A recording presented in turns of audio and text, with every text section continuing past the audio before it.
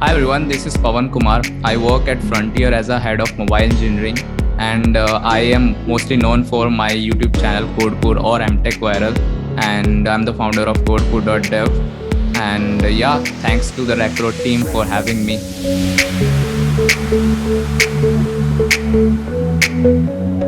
I right now work at Frontier, which is a crypto-related application, a DeFi, I can say. And I also make YouTube videos. I do open source contributions, and I'm much more active on social media. You can find me anywhere: Instagram, Twitter, LinkedIn, Facebook, whatever you use. And I am mostly known for Flutter as well, because I have been doing Flutter when it was in a very early stage. So that's what I do. And when it comes to how my journey started, it's a long story actually, but I'll try to keep it short. So I used to work at a medical store when I was a kid, and at that time I used to like play with gadgets a lot, like mobile phones. And also at that time I thought like I'll do something on the mobile side, but I was also interested in pharma. After some time when I joined college, when we used to travel with metro, I used to see people playing games and doing a lot of things. So I tried to find out what we call it. So I came to know that these are called apps. So since when I thought that I will be making apps in the future. And initially I was not that much interested in computer science or all. It was just luck, I guess, that why I got into computer science. And then after like 1 year into college, I thought that I can do something in this field. And since then I have like I started with Android app development, and then I tried to do other things as well. Like I tried to work on web as well. I worked on Django, Node.js, and then I also worked on cross platform frameworks, for example Xamarin, and then Flutter, and also explored iOS side of things. So I am like a push and pull stack developer, I would say. So it's like I try a lot of things. I am an experimental kind of person.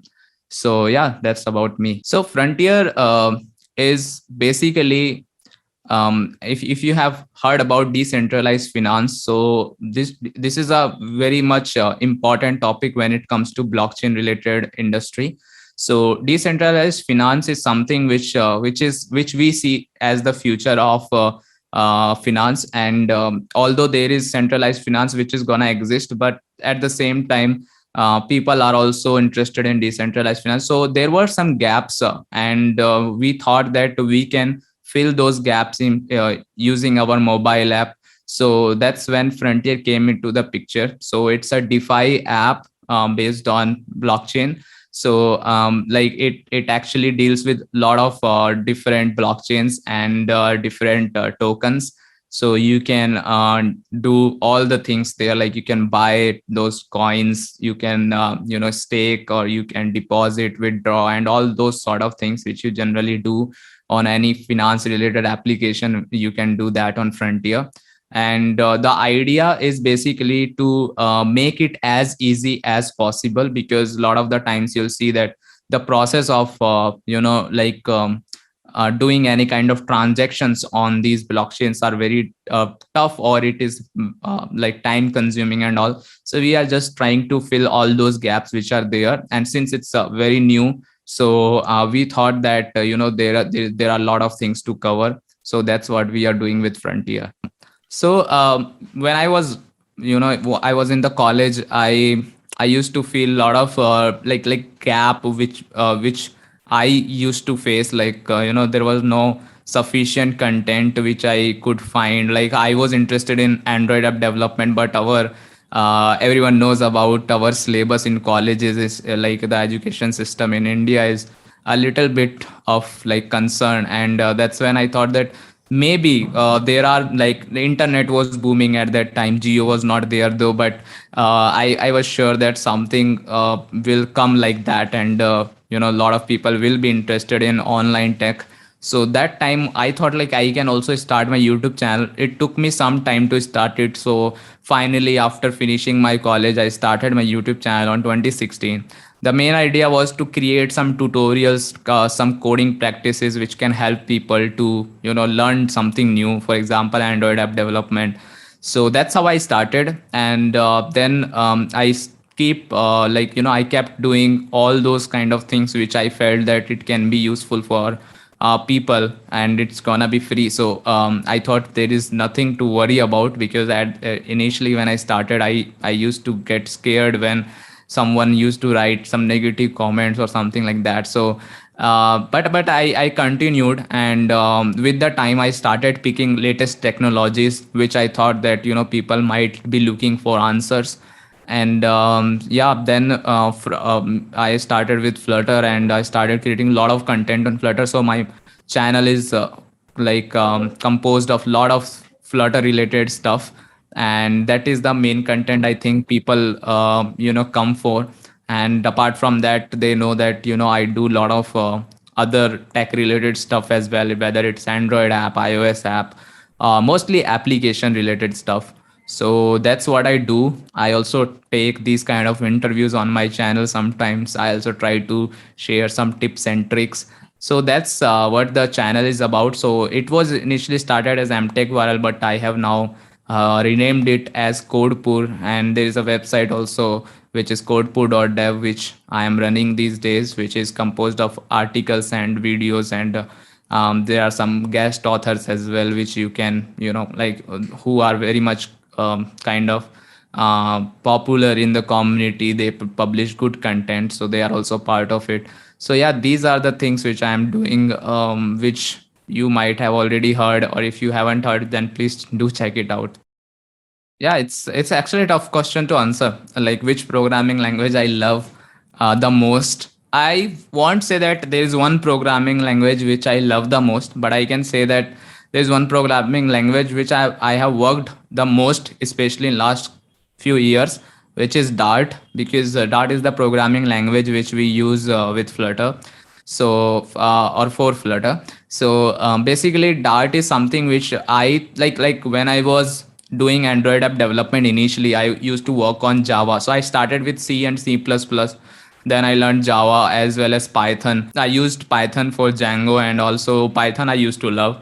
And I have done a little bit work on JavaScript as well, like good enough work. But then one language which I always loved initially, like when I was in college or even after college, that was C sharp. So I used to love C sharp a lot at that time because of a lot of features it used to provide, and that's why I started working on Xamarin. So it's a long story. But then when I saw Flutter and the language behind it, Dart, so Dart was pretty new. I mean, it was not new. It is in existence from like I guess 10 years almost. But I like at that time there were so many features which were missing. So, but still I used to get a feeling of C sharp from Dart. So that's when like I loved C sharp, but it was not a great language for mobile apps initially, apart from Xamarin, because Xamarin was something which I like did some projects on, but I was not very much like 100% happy with it. So I was looking for some alternative to Java, and I found Kotlin as well. As that at that time I loved it. But when I saw Flutter, which was actually solving some more problems, so then I thought like let's take a look at Dart. It felt very much familiar. It was very much near to C sharp, and then the Dart team kept adding more and more features, which made it a very good language. So as of now, by today, if you'll ask me what are my top favorite languages, then I can tell you few names, because there is not a single one. Dart is definitely the one I am working the most with. But apart from that, I really love Python, and I really love JavaScript or TypeScript, because if you know these three languages, I guess you can do pretty much everything. But yeah, at the same time, since I have worked on other languages, well, I know Java as well. I can work with Kotlin as well, and Swift as well. So yeah, but Dart, Python are definitely two of the most loved language, not just by me, but by everyone, I guess, in the tech community. So I think every technology has its own on market, I would say, for developers or for people who want to create something out of it. For example, if we are talking about Flutter here, then I think it also brings a lot of opportunities for people, not just Flutter, but my funda is little bit different than what others will say. I say to people, let's say even if there are 10 jobs of Flutter or 10 jobs of React Native or Android or iOS, then why you cannot get one of those 10 jobs? Because if you are good at something, I think nobody can stop you from getting a job or any kind of opportunity into that particular field. And now, since we are in 2021, if you see these all these technologies from a closed angle, then you will find that there are a lot of similarities between them. So a lot of people ask me that whether learning this will be a waste or not. Like after some time, let's say Google kills something, or some particular technology dies, let's say PHP dies, or let's say Flutter dies or something like that, then what will happen? So my answer to all of them is always like, even if something dies, first of all, it's technology never dies. I think there is always some learning which you will have. Based on that, you can work on something else. So that's the same thing which I'll say here, that all these technologies teach you the same thing. There are a lot of similarities, and learning them will not be a waste at any time. And all of these technologies provide a lot of opportunities. Now let's talk about Flutter specifically. The way Flutter has grown in last few years, we have seen it. Market is seeing it, the community has grown, and a lot of startups, especially in India, are taking so much interest. So when there are companies showing interest, then there are definitely there are a lot of requirements in the market. And when there are requirements, then there are opportunities. So I don't think there are like less opportunities or not sufficient opportunity. I see a lot of opportunities. It's just that how good you are into a particular technology. So whether it's Angular, whether it's Flutter, whether it's React, whatever you want to learn, if you are really passionate about it, I think opportunities will be there. You will find it. That's that's really a tough question. I mean, I think it depends from person to person, to be very honest. Like, like success has a different meaning for different people, from what I feel. And if you really want to be a successful developer, from my perspective, then I can tell you. But I don't know, like there can be some contradictory points which people might not relate to. So first of all, like you should always have a primary technology in your mind which can give you a way of living, right? Like for example, if I'm an Android developer, I should be really good with Android. And apart from that, if I want to learn something else, that's a totally a good thing to do. But there should be there should always be a backup thing which that you know very well. And whatever happens in the industry, you will always be able to crack a job because of that skill. So that's something which I think it's really good to understand what is your primary knowledge and what are the secondary things which you love to do, like experimenting with something or like learning some other languages or some other technologies. So as a developer, I think that's really important. Second thing is that which is most important, is managing your time. I mean, when you get into development, this is not a really good job when it comes to your physical and mental health, to be very honest. And I have seen a lot of people getting a lot of problems because of this. And especially like even if it comes to me, I was also very, I was taking it very light initially, that okay, nothing happens and all. And when I saw like there, I used to see some consequences of it, and then I realized that you really have to manage your time very well. Otherwise it can really it can be really frustrating for you.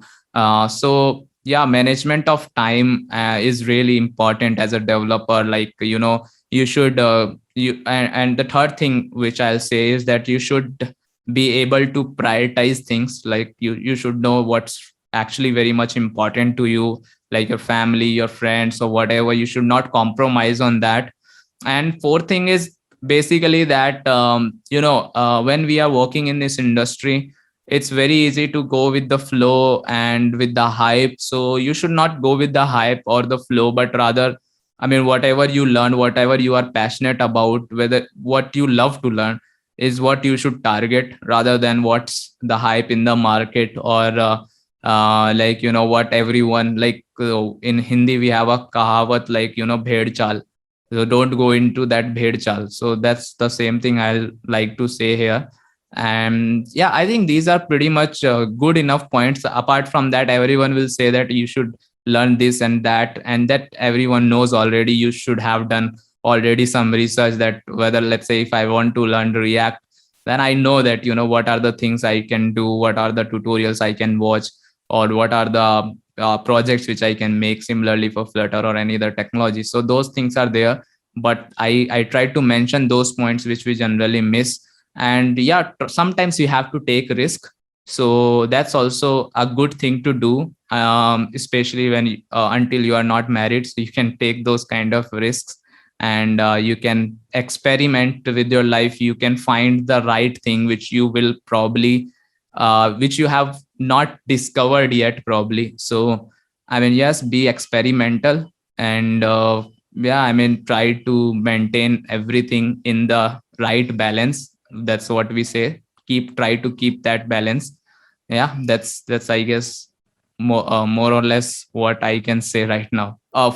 First thing which I already mentioned, sometimes we compromise with our physical and mental health. We just take it for granted. I have also done it in the past. And when you realize that, it's becoming too much, like the work you are doing is too much, or it's just creating a lot of pressure on you, so you need to stop, and you should not do it, in fact. So time management is definitely again the same point which I already talked about. Second thing which I feel is that, a lot of times as developers we are always in a hurry.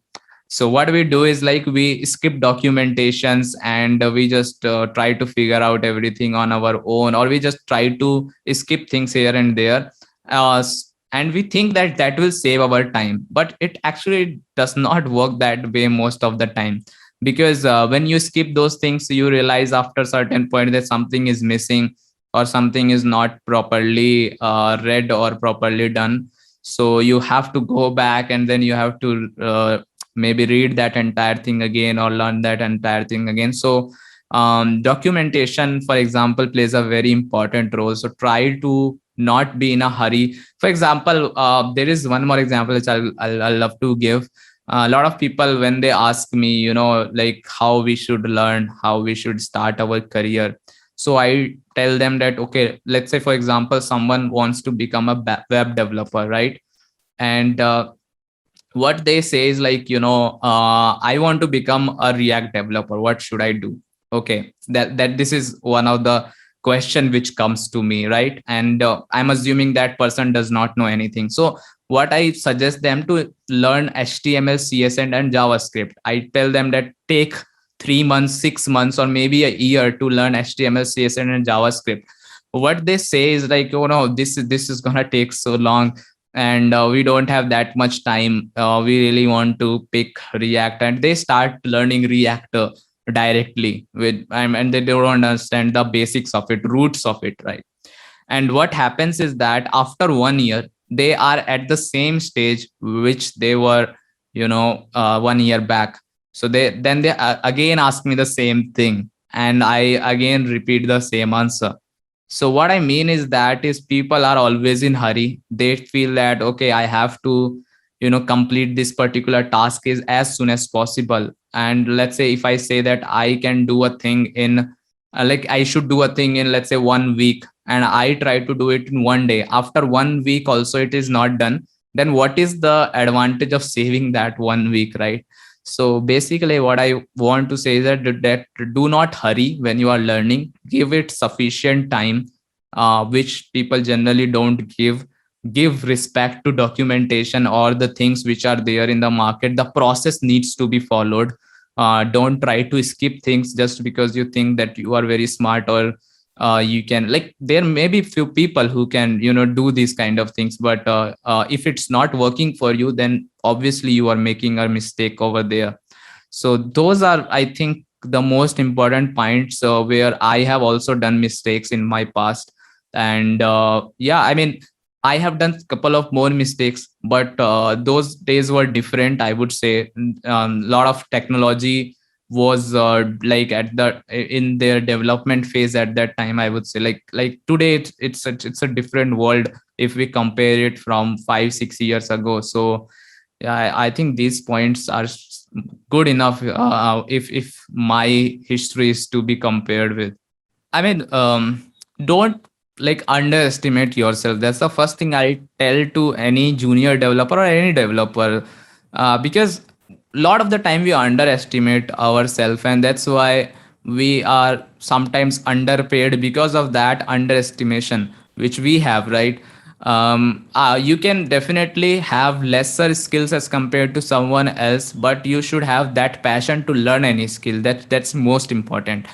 And another thing is that obviously, as I mentioned, that try to give sufficient time to things which you want to learn, because um, if you'll try to learn anything in a hurry, then it's not gonna work. It's not gonna be a long term thing. So if you really want to achieve something, you have to give respect to whatever you are learning, proper time to that.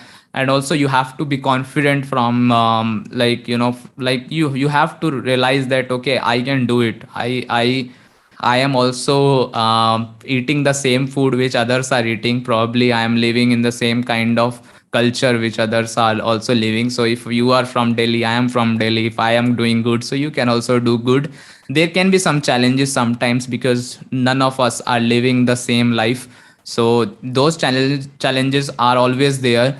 How I see things are very different, and I'll tell you my perspective. I never compete with anyone else, but I always compete with myself, and that's what I recommend to people. If you'll see that who is doing better than you, let's say, you will also see that a lot of college friends are there who are doing better than you. Then there is always this competition in your mind, and you always feel bad. If you'll try to compare with everyone else, then it's not gonna work for you and in your entire life, because someone will always above you and someone will always below you, and that's not gonna change, at least in this lifetime. So what I want to say here is that we should always try to compete with our past, like how I was yesterday and how I am today, and how I can improve for my tomorrow. That's something which I follow. I don't compete with other people. If they are doing good, it's really good, but what I can do is more important to me. So if I was earning, let's say, 5 rupees yesterday, if I am earning 10 rupees today, then my target is to earn 20 rupees tomorrow. Not because someone is earning 1000, so I cannot say that tomorrow I'll earn 1000, but rather I have to improve myself.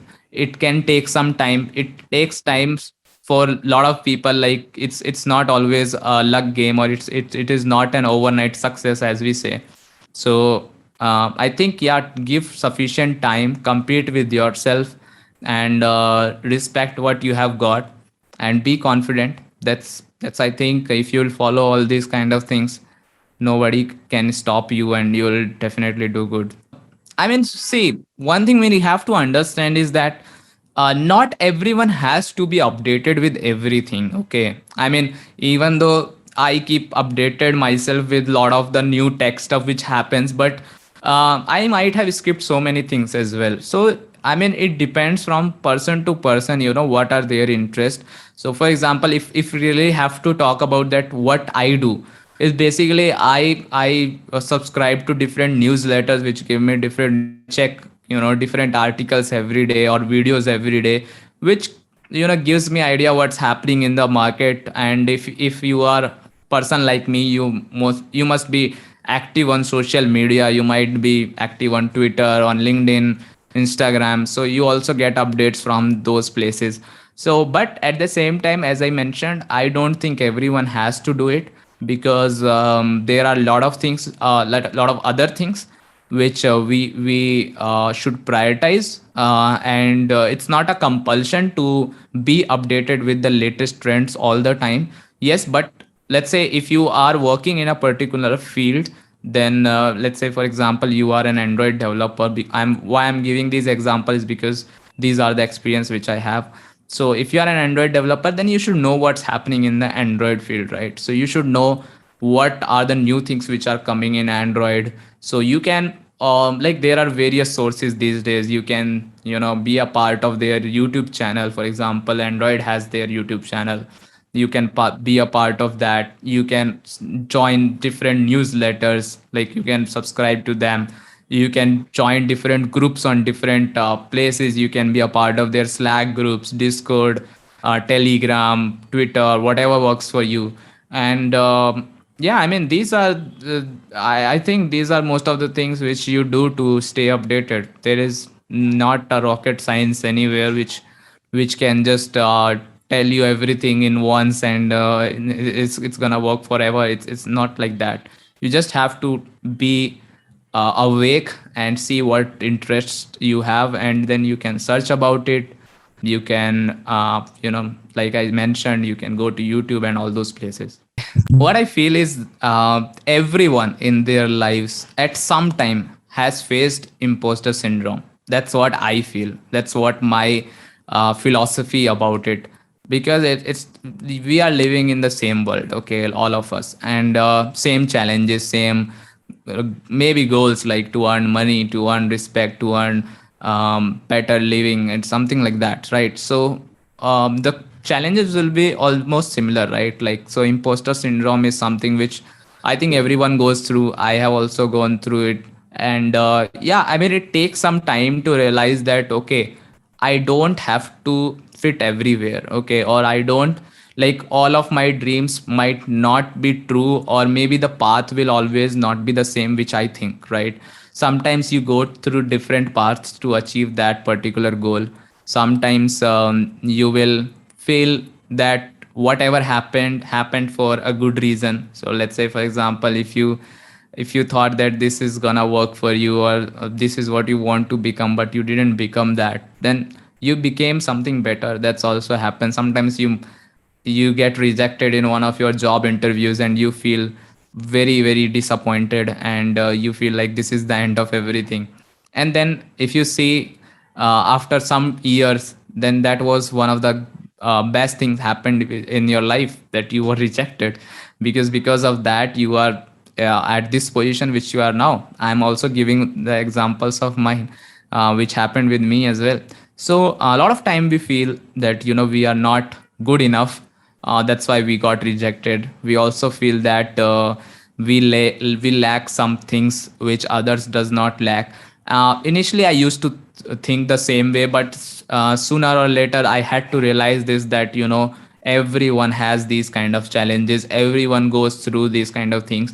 What is changed is basically, what I feel is that social media has taken a lot of like, the decision making which we used to do in our minds is now being done by social media, which is a bad thing. I mean, if you will use social media for good things, it's good, but most of the time it's bad if it is affecting you.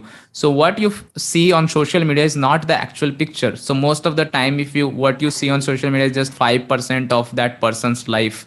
So 95% is still missing, that you are not able to see. So you'll see that that person is enjoying and doing everything, but you are not getting that. Your life is totally different. It's not like that. I mean, everyone is having those kind of issues. Everyone is fighting different challenges. It's just that we have to realize that we are living a life where there will be some challenges, there will be happiness, there will be sadness, and there will be some things which we cannot do, or which we are not supposed to do. And we have to just accept it. Acceptance is the first thing which we have to, I think, do at some point of time. And once you accept that, maybe this will be done later, or this is what I have to do, or this is what I can do, then I think your journey becomes a little bit easy to follow. And yeah, I mean, as I said, that this happens with almost everyone. We have to be confident enough, and we have to accept it. Whatever is there, it's like, if you're not trying, or if you are not working hard for your goals, then it's a different thing. But if you are trying everything, if let's say you are doing the best, which you feel that this was my best I could give, and if you are following your passion, and if you think everything is checked properly, like the checkbox is done, then I think after that you really can't do much about it, and it sometimes you have to leave it to destiny. So that's how I see it. It's little complicated, I know, but this is what I feel. One more thing is that sometimes you feel that this is not I would have been wanted to do, right? Sometimes different roads take you to your destination. That's what I have also seen in my life. And second thing is this: sometimes it takes time to understand or identify what is the thing which you want to do. Sometimes a lot of people ask you, oh, what is your dream, what do you want to do? Sometimes it's not easy to answer because you don't know, and it's fine to not knowing that, right? It's not something which you will just think hard and you will get to know. It takes time. It's just wait for that time. And I believe in short term goals. I don't believe in long term goals. Like, I don't see that after 30 years I'll do this. I never believe in that, because see, we are going through a pandemic. Nobody would have thought that this will happen, and life has changed drastically, right? So what I want to say is, like, just try to keep short goals and believe in the process. And yes, there's one god or whatever you believe in, and like, have that positivity. That positive energy is all you need. I mean, if you really want to maintain a discipline, not just for problem solving, for anything, it starts from your day. Okay, like, what is how you are structuring your day. That's what I feel. Like, if you are not waking up early, or whatever your time is, I'm not saying to wake up at 4 a.m. in the morning. What I am saying is that you should be careful enough that I know what I'm doing with my life or my day. So time management, as I have been mentioning throughout this interview, that time management is really important. That's the first thing which you will probably want to take a look at, that what is how you are managing your time. Because, like, these kind of disciplines are only possible if you are managing your time very well. If you're managing your time, then you are disciplined enough, at least from that perspective, that you are waking up at right time. Because what I feel is that if you're waking up in the morning, then you can really be more energetic towards your day. Your brain works better. That's what I feel. And then yes, you have to give sufficient time to that particular thing as well, which you really want to do. For example, if you want to solve some coding problems, right, you have to be disciplined about it in such a way that, okay, I'll try to solve one problem every day for, let's say, next 3 months, or next 30 days, for example. So you are sure today that you will solve 30 problems in 30 days. It should not be like you're solving 30 problems in one day, if that's the goal. Because the difference between them is that either you are way too smart or you are way too stupid.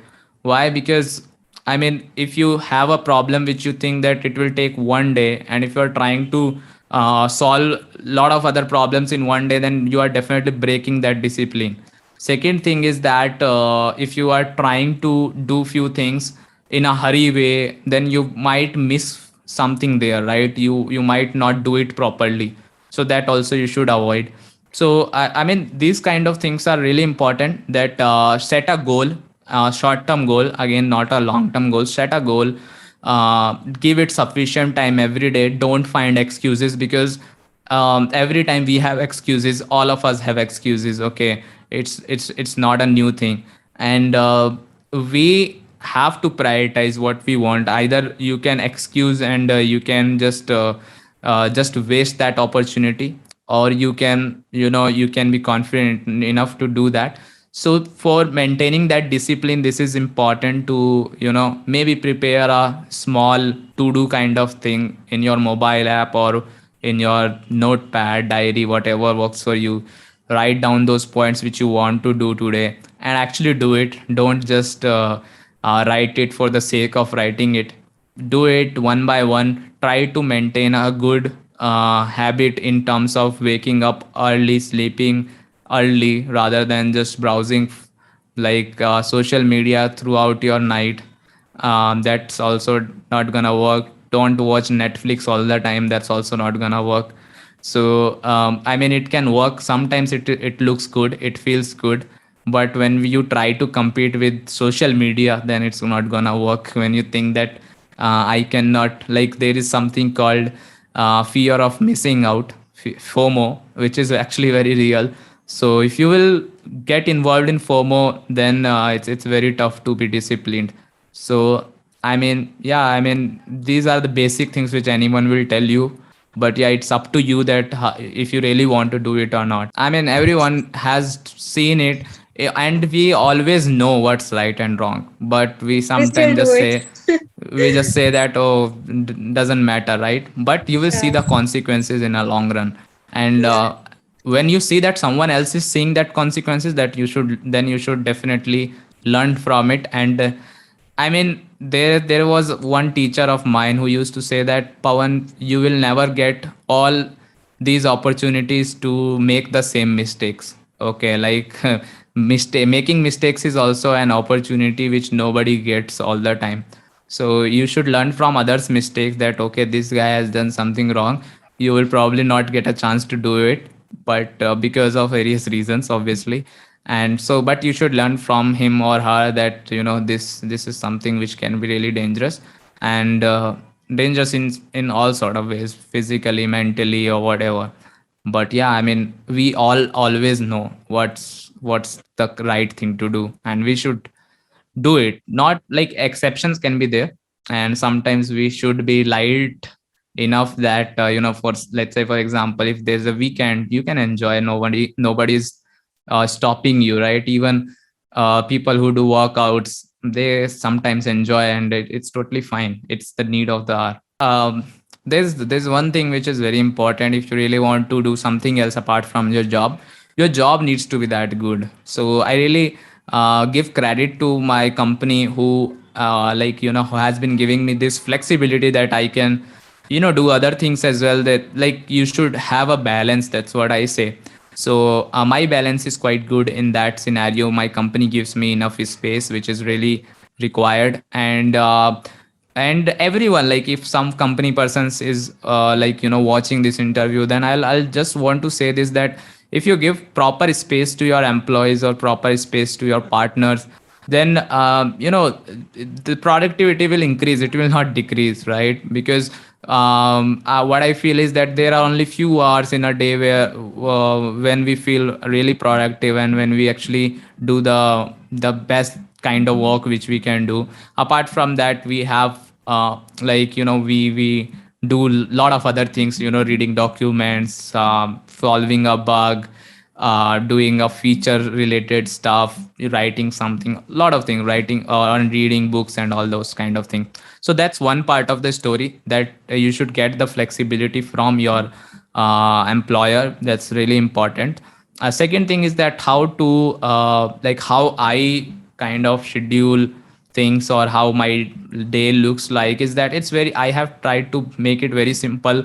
I don't follow up certain rule as such, but yeah, I wake up early in the morning, around 5 6, something like that, not before that or not after that.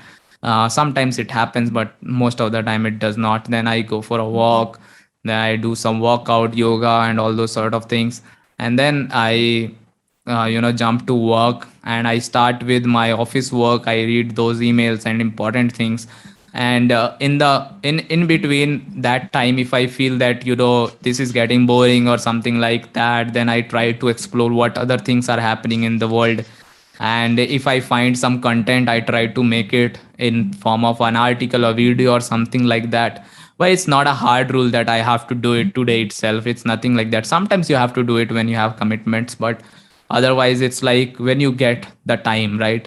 And then yeah, it's just the lunch, and after lunch again get back to work, talking to people, exploring different things, working on your projects which you are already doing, and then reading some things here and there. So that's how it goes. And also playing games, giving time to family, listening to music. These are the things which we generally, a lot of all of us probably do.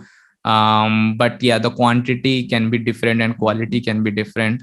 So yeah, don't compromise with the basic stuff, like, get proper sleep, get proper like do proper workout, spend time with your family. Those are really important things. And apart from that, you don't have to force yourself to create content, or to work very very hard until unless it's actually that productive, right? If you feel that there is no productivity coming, then you should take those breaks here and there.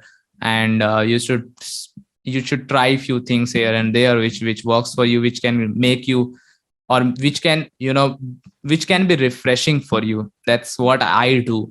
And I'm mostly into content creation, so I also try to use my weekends most of the time to create content. Like I used to do it in a I used to do a lot in the beginning or in last few years, but with the time I have also realized that I should cut down few things here and there, and I try to manage that balance. So yeah, weekends you can use if you want. Sometimes you just want to spend with your family, and that's totally fine.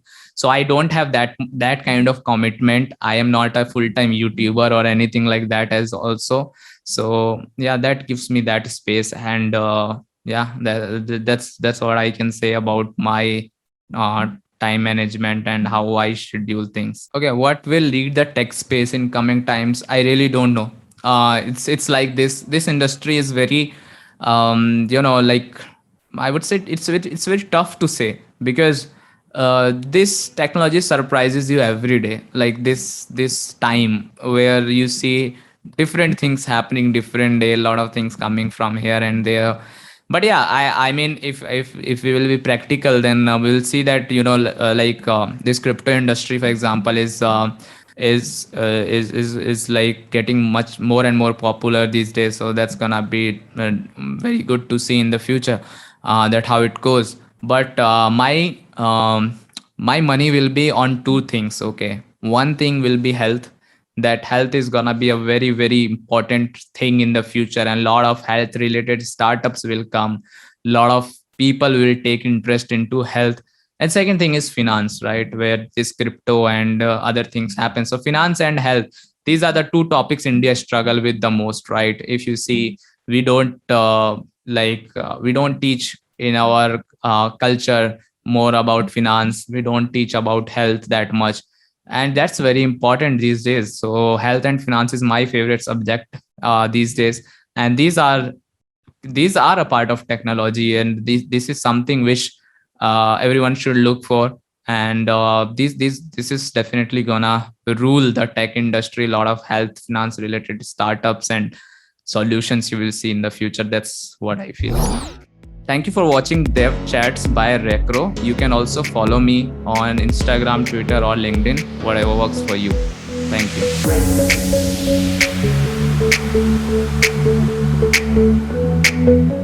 you.